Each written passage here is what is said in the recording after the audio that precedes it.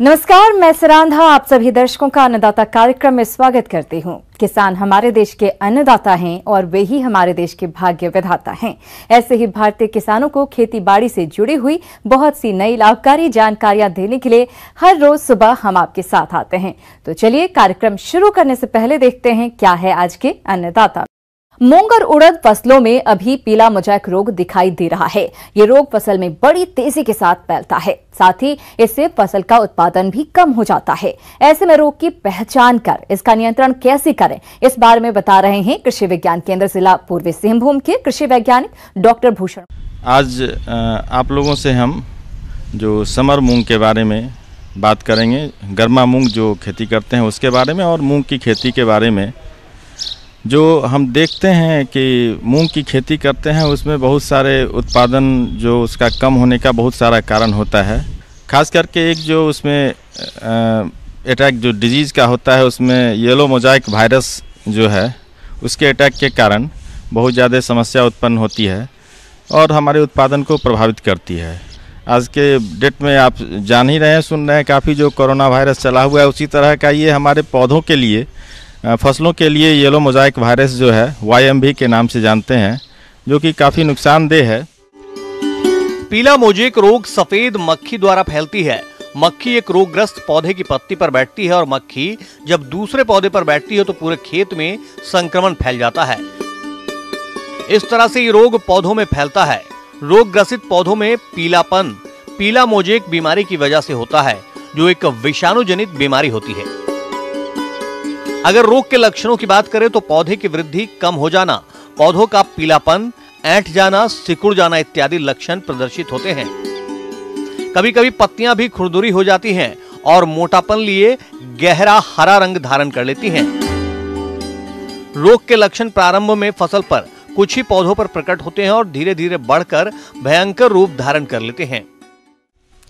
तो इसमें खेती में प्रबंधन के साथ साथ जो ज़रूरी है येलो मोजाइक वायरस को कंट्रोल करने का, उसमें है कि सही बीजों का चयन होना चाहिए जो कि रेसिस्टेंट वैरायटी हो। तो इसमें हम जो किस्मों का चयन करते हैं उसमें हमारे पास PDM 11 काफ़ी अच्छी किस्म है, अच्छी वैरायटी है, आप इसको ले सकते हैं। पूसा विशाल है, हम 16 है, ये सब किस्में जो हैं काफ़ी अच्छी है। तो इन सब किस्मों को आप लगा के इससे बच सकते हैं। दूसरा जो इसका उपाय है, जो हमारा बीज, अच्छे बीजों का चयन, वीड जो खरपतवार है उसका नियंत्रण, और जो हमारे पास मिट्टी है, सॉइल है, उसका मैनेजमेंट, इन सब चीज़ों को अगर हम करते हैं तो हमारे पास उसके उत्पादन को, उसके बीमारी को रोकने का काफ़ी अच्छा ये उपाय हो सकता है। रोग से बचाव हेतु बीजोपचार के लिए बीजों को इमिडाक्लोप्रिड या एसिटामिप्रिड घोल में डुबोकर उपचारित करें। रोग ग्रसित पौधों को उखाड़कर जला दें, साथ ही खेत में पीले चिपचिपे प्रपंच लगाएं। उसका वेक्टर जो व्हाइट फ्लाई होता है, जो सफ़ेद मक्खी होती है, उसके कारण ये उत्पन्न होता है ये वायरस। तो इसको कंट्रोल करना, जो होस्ट है उसको कंट्रोल करना ज़्यादा ज़रूरी है। तो इसे एक बार अटैक होने के बाद इस वायरस को कंट्रोल करना थोड़ा टफ होता है। तो फिर भी आप प्रिकॉशनरी मेजर के रूप में आप इसमें 2 बार स्प्रे करें, एक तो 25 दिनों पे और दूसरा 45 दिनों पे। तो उसका जो डोज होगा 0.5 ml प्रति लीटर पानी आप इसका इस्तेमाल करें, तो इसको रोका जा सकता है। इसके बाद जो है विभिन्न और पहलू हैं, तो उसमें फसल चक्र जो है, क्रॉप रोटेशन, वो करके आप इसको रोक सकते हैं। तो ये यहाँ पे इस तरह से ये रोकने का हम काम कर सकते हैं। किसान भाइयों, किसी भी पौधे को अपना जीवन काल पूरा करने के लिए लगभग 16 से 17 तत्वों की जरूरत होती है, जो कि उसे हवा, पानी और मिट्टी से मिलते हैं। इनकी कमी और अधिकता दोनों ही पौधे के लिए, जीवन के लिए घातक होते हैं और इन दोनों ही स्थितियों में पौधे अपने लक्षण प्रदर्शित करने लगते हैं, जिनको पहचान कर उनकी पूर्ति करना जरूरी होता है। इस बारे में जानकारी दे रही हैं बिरसा कृषि विश्वविद्यालय जिला रांची की कृषि वैज्ञानिक डॉक्टर वर्षा रानी। जैसा कि हम जानते हैं कि पौधों को अपनी जीवन शैली, अपना जीवन चक्र पूरा करने के लिए कुल 17 आवश्यक पोषक तत्वों की ज़रूरत पड़ती है। अगर इन 17 में से किसी भी पोषक तत्व की कमी आ जाए तो या तो पौधा अपना जीवन चक्र पूरा नहीं कर पाता है या फिर उसके स्वास्थ्य में कमी आ जाती है। जितना उत्पादन होना चाहिए उतना नहीं होता है। तो सबसे पहले हम जानेंगे कि कौन से मुख्य पोषक तत्व हैं जो पौधों के लिए बहुत ही ज़रूरी हैं।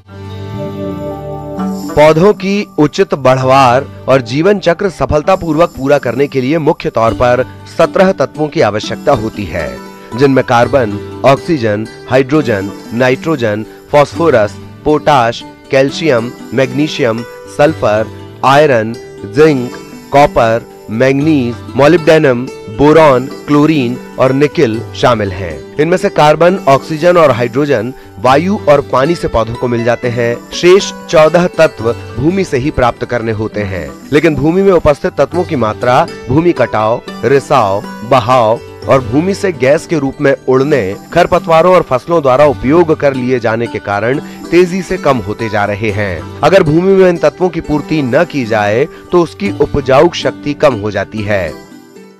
तो मैं आपको बताना चाहूँगी कि nitrogen, phosphorus, potassium, calcium, magnesium और सल्फर, ये 6 जो है ये मुख्य पोषक तत्व है। और इसके अलावा कुछ पोषक तत्व होते हैं जो कि सूक्ष्म होते हैं। तो हम सूक्ष्म के बारे में कम चर्चा करेंगे। हम मुख्य पोषक तत्वों के बारे में, जो गौण पोषक तत्व हैं, उनके बारे में हम ज़्यादा चर्चा करेंगे। तो सबसे ज़्यादा महत्व होता है नाइट्रोजन का। तो नाइट्रोजन जो होता है वो पौधों के विकास के लिए बहुत ही उपयोगी है। इसका बहुत महत्व होता है। नाइट्रोजन जो है वो प्रोटीन की मात्रा को बढ़ाता है, प्रोटीन के बनने में मदद करता है पौधों में। इसके अलावा जो नाइट्रोजन जो होता है वो पौधे को हरियाली देता है। तो इसकी जो कमी के लक्षण है उसमें सबसे पहले, अगर नाइट्रोजन की कमी होती है तो सबसे पहले जो पत्ता है, जो पुरानी पत्तियां होती है जो जमीन की तरफ होती हैं, पहली दूसरी पत्तियां, उसमें पीलापन आ जाएगा। कुछ समय के बाद वो पत्तियां जो हैं वो पेड़ से गिर जाएंगी। उसके अलावा पौधे की बढ़वार रुक जाती है, नए कल्ले नहीं निकलते हैं तो उनकी जो बढ़वार होती है वो बहुत धीमी होती है और पूरी तरीके से जो पौधा होता है वो बहुत कुपोषित दिखता है। तो इस तरह से नाइट्रोजन जो है वो हमारे फसल के लिए बहुत ही ज़रूरी होता है और इसको दूर करने के लिए, इसकी कमी को दूर करने के लिए हमें यूरिया और केन खाद का सही मात्रा में उपयोग करना चाहिए। पौधों के लिए दूसरा जरूरी तत्व है फास्फोरस।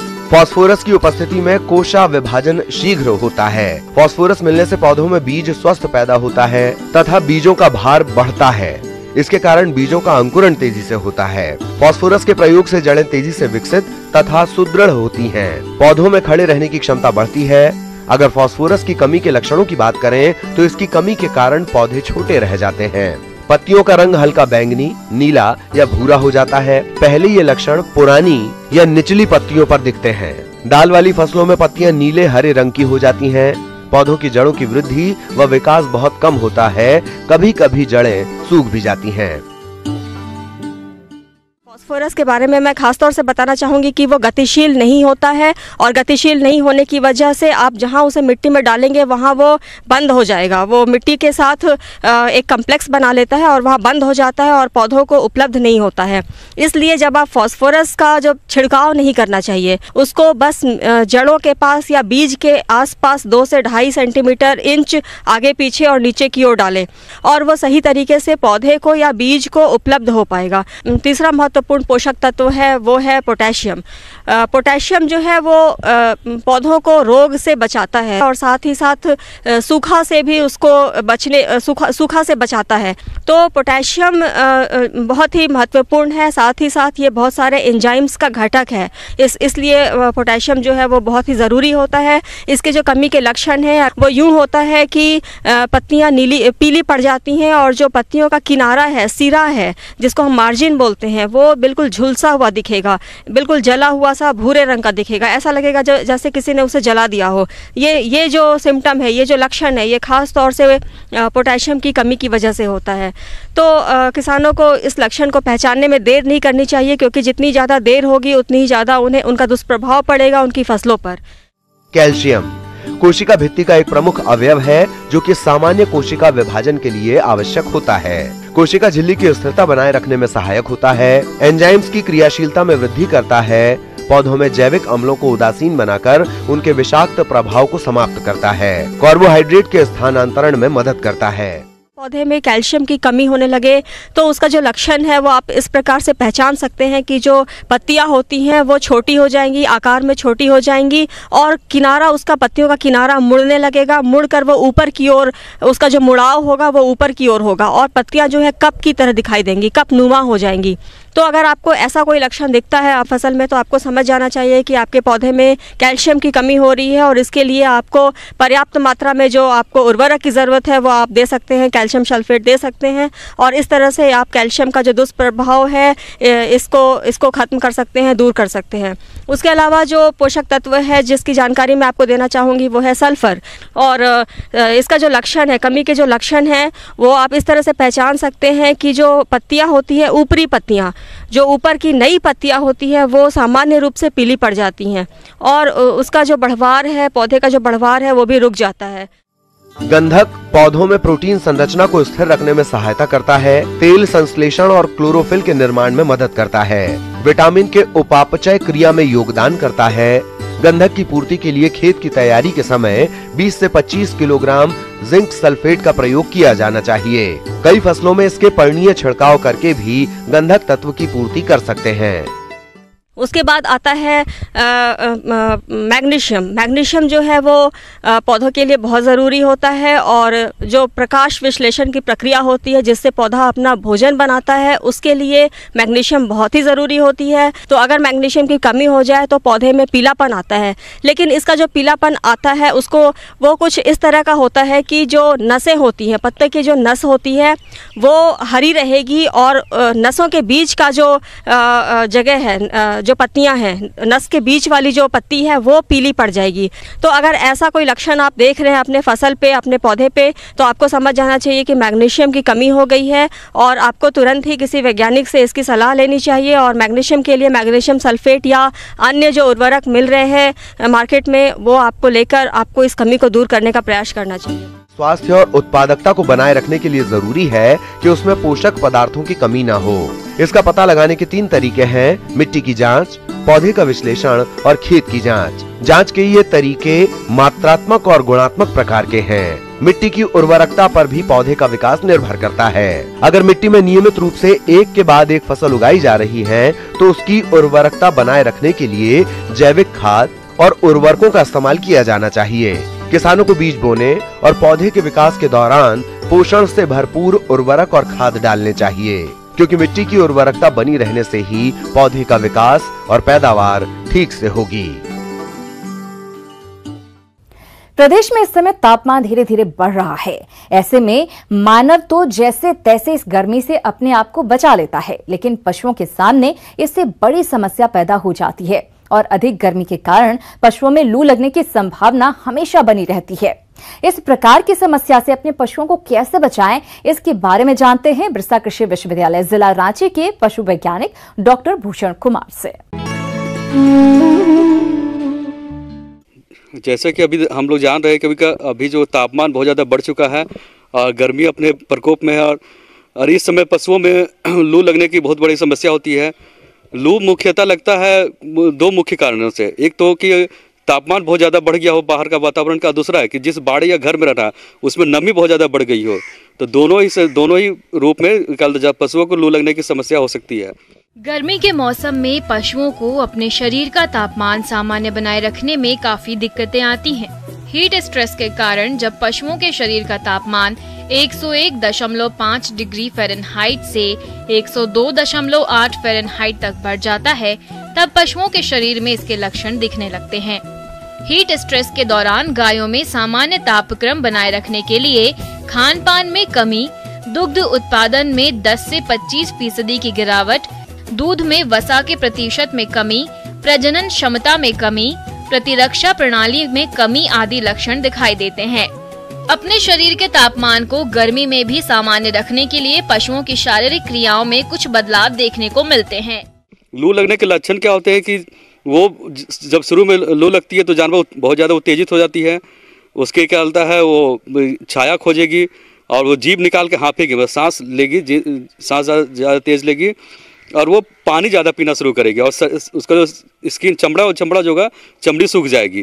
तो ये इसके लक्षण सब पहचान सकते हैं कि मेरे पशु को लू लग गई है। गाय भैंसों को तापघात से बचाने के लिए पशुपालकों को चाहिए कि आप कुछ बातों का ध्यान रखें ताकि पशुओं को गर्मी के दुष्प्रभाव से बचाया जा सके।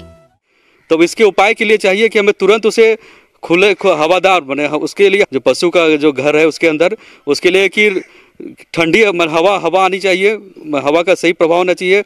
दूसरा कि उसको पानी की प्रचुर मात्रा मिलनी चाहिए, ठंडे पानी का और नियमित ठंडा पानी मिलना चाहिए। उसके अलावा चाहिए कि उसे बर्फ छटवाया जाए अपने अनुसार, फार्म के अनुसार पंखे, कूलर या फॉगर का इस्तेमाल कर सकते हैं पशुपालक भाई, जिससे कि बाड़े के अंदर का तापमान को कम किया जा सके। उसके अलावा है कि घरेलू उपचार में, प्राथमिक उपचार में वो क्या कर सकते हैं कि आम के पन्ने का रस पिला सकते हैं और कच्चे आम को पका के उसके शरीर पर लेप लगा के उससे नहलाने पर लू में बहुत ज़्यादा मदद करती है। ऐसे भी आमतौर पर गर्मियों में पशुओं को कम से कम 1 से 2 बार नहलाना ही चाहिए। उसके अलावा है कि पंखे और कूलर के साथ साथ फॉगर का अगर व्यवस्था हो जाए, जिससे कि फॉगर नहीं भी है तो पानी का छिड़काव करे पशु पर, जिससे कि उसका शरीर का तापमान कम हो। उसमें मेन हमको ध्यान रखना है कि पशु का तापमान कम होना है कि लू लगने पर शरीर का तापमान 108 डिग्री फ़ारेनहाइट तक बढ़ जाती है। यह अगर तापमान को नियंत्रित नहीं किया जाए तो इसमें पशु बेहोश भी हो सकते हैं। बेहोश होने के बाद उसके बाद मृत्यु तक हो सकती है। इसलिए ये बहुत ही क्या होता है, आपातकालीन स्थिति हो जाती है। इसलिए इसका निवारण करना बहुत ही जरूरी हो जाता है। जो हमारे दुधारू पशु है उनको लू से बचाने के लिए 9-10 बजे के बाद जानवर को हमेशा ठंडी हवा, ठंडी जो क्या छायादार है जगह उस जगह पर रखा जाए, या तो बाड़े के अंदर रखा जाए या फिर जो घने वृक्ष है उसके नीचे रखे जाए। अब बाड़े में अगर बाड़े में रह रही है तो हम बाड़े के अंदर जो सीधी तरह से धूप आ रही है उसको रोकने का व्यवस्था करनी चाहिए। उसके लिए है कि हम जो बाड़े के दरवाजे और खिड़कियां हैं, टाट की या जूट की बोरियों का इस्तेमाल कर सकते हैं, जैसे डायरेक्ट धूप ना आए और उस बोरी को गीला रखना चाहिए ताकि जो हवा जब अंदर आए तो ठंडी हवा बाड़े के अंदर आए, जिससे कि बाड़े के अंदर का तापमान कम हो जाए। हाँ, अब पशुपालक भाइयों को मैं बताना चाहूँगा कि कभी भी जब धूप के मौसम में, गर्मी के मौसम में धूप में जानवर को रख के ना नहलाएं। लू लगने लू लगने की संभावना बढ़ जाती है। इसलिए जरूरी है कि पशुपालक भाई अपने दुधारू पशुओं को धूप में ना नहलाएं। अगर हम अपने पशुओं को देख रहे हैं कि उसमें लू लग गई है तो उस स्थिति में चाहिए कि प्राथमिक उपचार के बाद हमें जो भी पशु चिकित्सक उनसे संपर्क करके प्रॉपर इलाज करवाना, जो सही इलाज है वो करवाना चाहिए, क्योंकि उस कंडीशन में शरीर का तापमान, शरीर में पानी की नमी बहुत ज़्यादा घट जाती है, तो उस कंडीशन में से ग्लूकोज IV चढ़ाना पड़ता है। तो और भी बाकी जो भी और भी दूसरे लक्षण जो उभरते हैं पशुओं में, उसका भी सही इलाज करवाना पड़ता है। तो ऐसी स्थिति में पशुपालक भाइयों के लिए जरूरी है कि लू लगने की स्थिति में वो अपने नजदीक के पशु चिकित्सक से जरूर संपर्क करें। अन्नदाता हेल्पलाइन निःशुल्क फोन संपर्क सेवा के माध्यम से आपके द्वारा पूछे गए प्रश्नों में से 1 या 2 महत्वपूर्ण प्रश्न को हम अपने कार्यक्रम में शामिल करते हैं। इसी के तहत आज का चयनित प्रश्न और उसका जवाब इस प्रकार है। अन्नदाता कार्यक्रम में आज जो प्रश्न हमने शामिल किया है उसे पूछा है गांव हरपुर, जिला भोजपुर से देवाशीष साहू ने।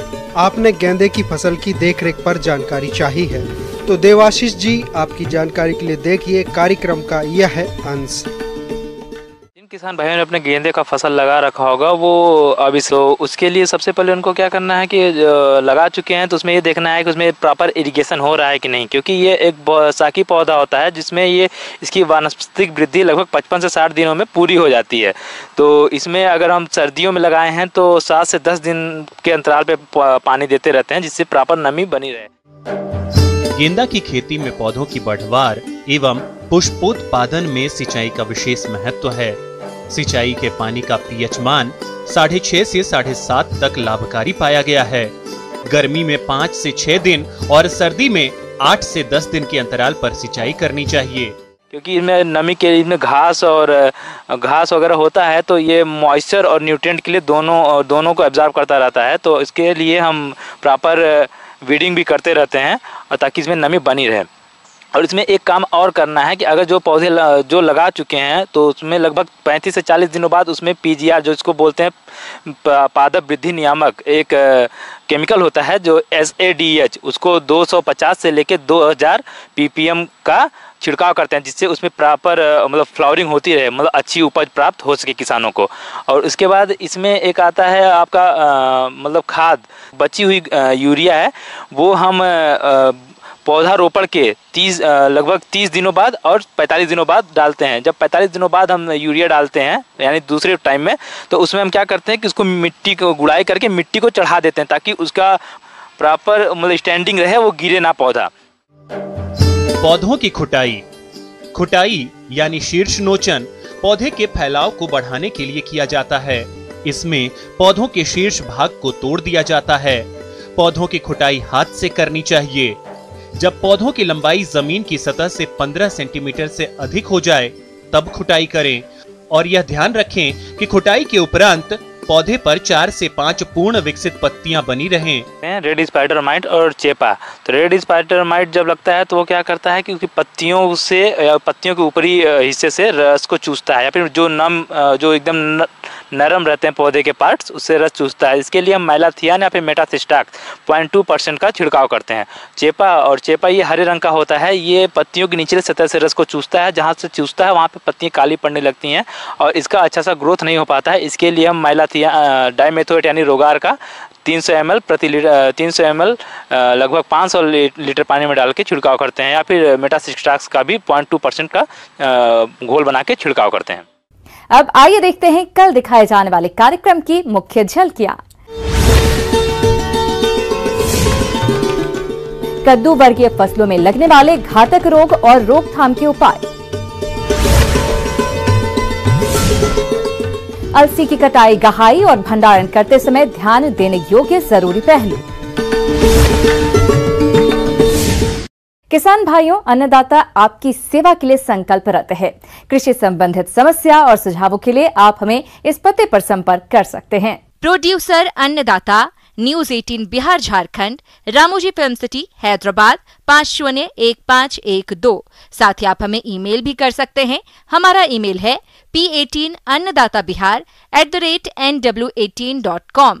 इसके अतिरिक्त आप हमें निःशुल्क हेल्पलाइन नंबर 180041921555 पर सोमवार से शनिवार सुबह 10 बजे से शाम 4 बजे के बीच संपर्क कर सकते हैं। किसान भाइयों, अब समय हो रहा है आपसे विदा लेने का, तो हमारी पूरी अन्नदाता टीम को दीजिए इजाजत। कल फिर आपसे मुलाकात होगी कृषि संबंधित कुछ और महत्वपूर्ण जानकारियों के साथ। नमस्कार।